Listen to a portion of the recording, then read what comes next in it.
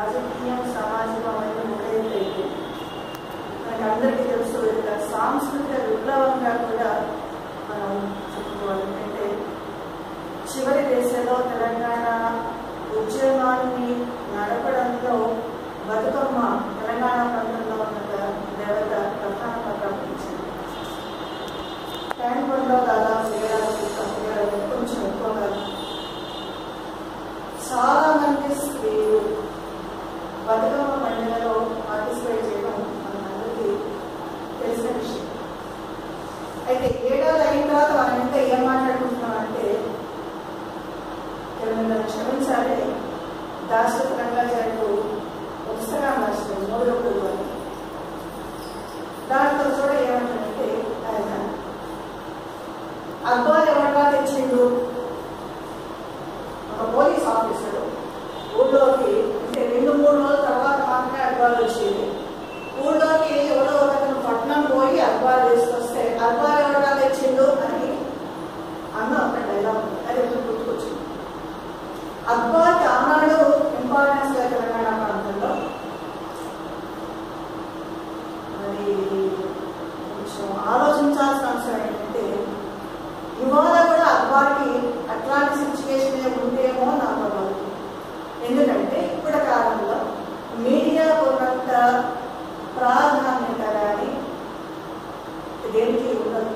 మనం వాళ్ళు ఆలోచించే విధానాలు కానీ మాట్లాడే మాటలు కానీ లేకపోతే మన వస్త్రధారణ కానీ మన బాడీ లాంగ్వేజ్ కానీ వీటిలో చాలా భాగం మనం ప్రభావితం అవుతాం. టీవీ పైన ఇండైరెక్ట్గా సినిమా ద్వారా లేదా మనం చదువుతున్న న్యూస్ పేపర్స్ ద్వారా లేదా మనం వింటున్న న్యూస్ ద్వారా. ఇవాటి వరకు మనకు తెలంగాణకి సంబంధించిన విషయాన్ని కూలంకషంగా చెప్పే అక్బరు ఎందుకు నాకు ఉందని అనిపించట్లేదు. నమస్తే తెలంగాణ ఉంది, ఛానల్స్ ఉన్నాయి, కానీ దీంట్లో అనలిటికల్గా వచ్చే రిపోర్ట్స్ సంఖ్య ఎంత? ఇది ఎందుకు అవసరం అంటే ఉద్యమం చివరి దశలో కానివ్వండి లేకపోతే మొదటి దశలో కానివ్వండి ప్రజలందరూ కూడా చాలా పోస్ట్ పై ఉన్నారు. పోస్ట్ దేనికోసం అంటే మాకు కొత్త రాష్ట్రం వస్తే మాకేదో అవుతుంది, మాకేదో మంచి అవుతుంది, మాకు ఉద్యోగాలు వస్తాయి, లేకపోతే మాకు ఇంకేదో మా జమీలు మాకు వస్తుంది, మా అప్పులు ఏవైతే ఉంటే అవన్నీ కూడా మాఫ్ అయిపోతాయి. ఇట్లాంటి ఎన్నో రకాల ఆశలు ఆశలు ఆశలు పెట్టుకుని చాలా మంది ఉద్యోగంలో జాయిన్ అవుతారు. అట్లా ఉద్యోగంలో జాయిన్ అయిన వాళ్ళు కూడా చాలా మంది ఉన్నారు. ఇవాళ మనకు చాలా మంది నిరుద్యోగులు కనపడుతున్నారు. కానీ ఆలోచించాల్సిన అవసరం ఏంటంటే వాళ్ళు ఎంతవరకు కృషి చేస్తున్నారు. ఇవాళ మన అందరూ ఏమంటున్నాము, చైనా వాడు అంగ్రేజ్ నేర్చుకుంటున్నారు కాబట్టి మనం కూడా అంగ్రేజ్ నేర్చుకోవాలంటే ప్రారంభించిన దానిలో స్పోకెన్ ఇంగ్లీష్ క్లాస్ ఏడవటాడ మనకు ఇన్స్టిట్యూషన్స్ ఏర్పడుతుంది. మనం కూడా అంగ్రేజ్కి ఇంపార్టెన్స్ ఇచ్చినాం, కానీ నిజంగా అంగ్రేజ్ మాట్లాడగలుగుతాం. నిజంగా అంగ్రేజ్ మాట్లాడినట్టుగా అంగ్రేజ్ వాడు ఆలోచించినట్టుగా మనం ఆలోచిస్తున్నాం.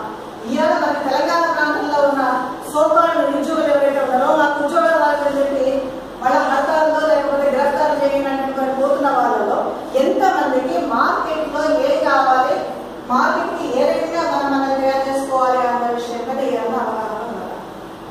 ఇవాళ కాకతీయ యూనివర్సిటీ లాంటి యూనివర్సిటీస్లో ఇందాక మన ప్రొఫెసర్ జయశంకర్ గారి ఫోటో చూసాము. కాకతీయ యూనివర్సిటీ జయశంకర్ గారు ఒకప్పుడు రెండు ఒకటే అన్నట్టుగా తెలంగాణ ఉద్యమం చివరి భాగంలో బాగా ప్రచారంలోకి వచ్చినారు. రీసెంట్ గా ఒక కాకతీయ యూనివర్సిటీ ప్రొఫెసర్ అన్న మాట ఏంటంటే మా యూనివర్సిటీలో ఎవరు అంగ్రేజ్లో రాయరు మేడం. ఎందుకు రాయరు? అందరి దగ్గర రాదు, ఎందుకు రాస్తారు? ఎవరికి అంగ్రేజ్ రాదు, మరి మీరు తెలియదు. పీజీ లెవెల్లో అంగ్రేజ్లో రాయాలి, అంగ్రేజ్ మీడియం కాదు. మీరు ఎక్కడ అంటే వాళ్ళు ఏం చేస్తామని వాళ్ళకి ఎవరికి అంగ్రేజ్ కాదు, అంతే రాస్తారు. మేము తెలియదు. ఇవాళ మనం పోస్ట్ గ్రాడ్యుయేషన్ లెవెల్లో పోస్ట్ గ్రాడ్యుయేషన్ లెవెల్లో పాస్ అవుతున్న పిల్లల్ని కూడా మనం కేవలం ఒక చిన్న ఉద్యమాన్ని ఇంకా పెంచితే కనుక ఇవాళ ఏడాదైనా మనం అనుకుంటున్నాం. ఇవాళ తెలంగాణ లెక్చరర్స్ ఫోరం వాళ్ళు కూడా చాలా అసంతృప్తితోనే ఉన్నారు. ఏమాట కామాట అనుకోవాలి, వాళ్ళకు కూడా ఎన్నో ఉన్నాయి. మన ముఖ్యమంత్రి గారు చేసినట్టు ఒక కాంటెక్స్ట్ లో ఏం ప్రామిస్ చేశారంటే మొత్తం అందరినీ లెక్చరర్స్ రెగ్యులరైజ్ చేయడానికి ప్రయత్నిస్తాను తెలంగాణ రాష్ట్రం రాగానే అని చేసిన ప్రామిస్ ఏదైతే ఉందో ఇవాళ వరకు కూడా ఫైనలైజ్ కాలేదని ఇట్లాంటి చాలా ఉన్నాయి. ఈ ఇష్యూ కూడా వాళ్ళు తీసుకుంటున్నారు. కానీ ఫైనలైజ్ చేయాలి అంటే ఇవాళ మనం మన ఉన్న విధానానికి మన సంవిధానానికి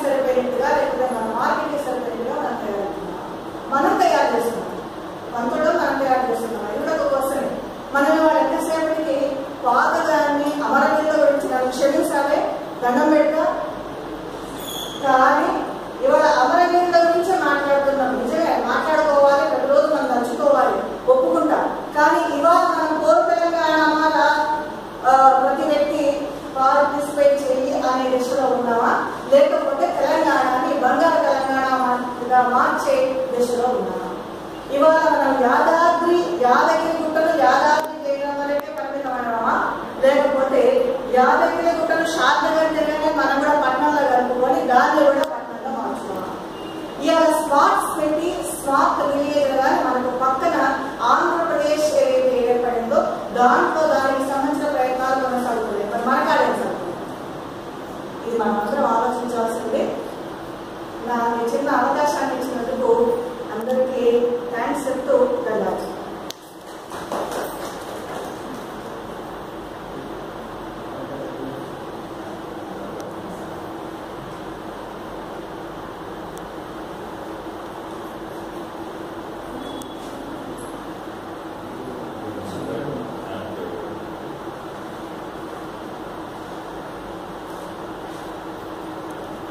ఈరోజు మన ఈ మీటింగ్కి చీఫ్ గెస్ట్గా ఉన్న మన సెక్రటరీ గారు నగర శర్మ గారు, లక్ష్మీదేవి